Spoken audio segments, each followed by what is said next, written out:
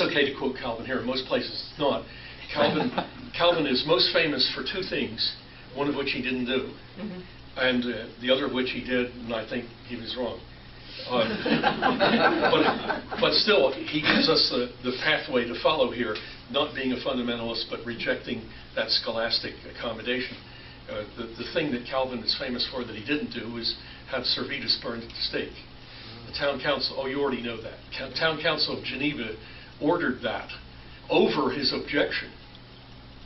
And then after they sentenced him anyway, Calvin wrote a second letter to the town council and said, if you have to execute somebody, don't do it by burning at the stake. That's cruel and inhumane, and they did it anyway.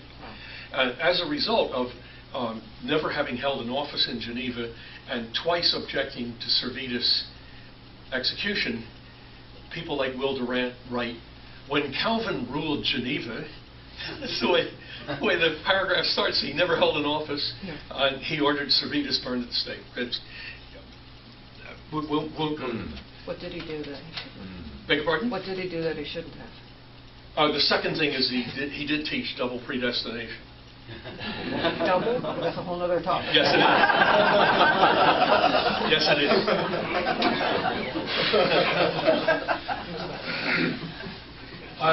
All right. Now, you notice that one of the things that Dooyeweerd does here, as a result of not deifying any of these, is to regard them all as equally real.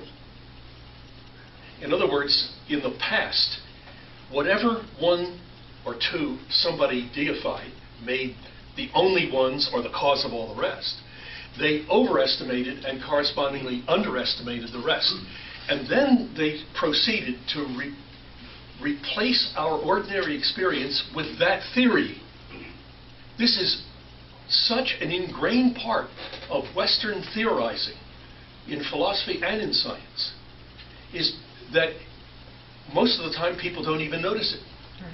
The tradition rejects your ordinary pre-theoretical experience of the world around you. It says, for example, this isn't really a solid book. What it really is, and then they give you their theory. It's atoms, and there's more empty space here than solid, and so that's what it really is. No, that's what it is also. It's really a book.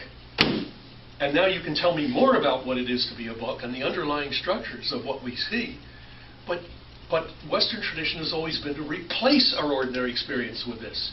So one of the first things that it did was to reject normal sense perception. Get that! Reject normal sense perception as a source of knowledge. Plato and Aristotle both claim that whatever you perceive, you can't know for sure. You hear that? You don't know for sure that you're sitting here. I mean, that's dumb on the face of it.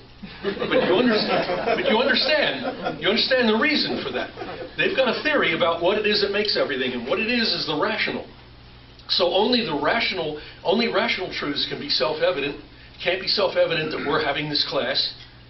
It can't be self-evident that you had a cup of coffee, because that's not a rational truth. That's a truth. That's something you know by memory. So you can't be sure of your name, address, and telephone number, and you can't be sure you're sitting here. And you ought to know right away something's really wrong. All right. But he's not doing that. He's saying, this is the world that God created. This is what we see in the world around us. Things exhibit all these kinds of properties, and they have all these kinds of laws.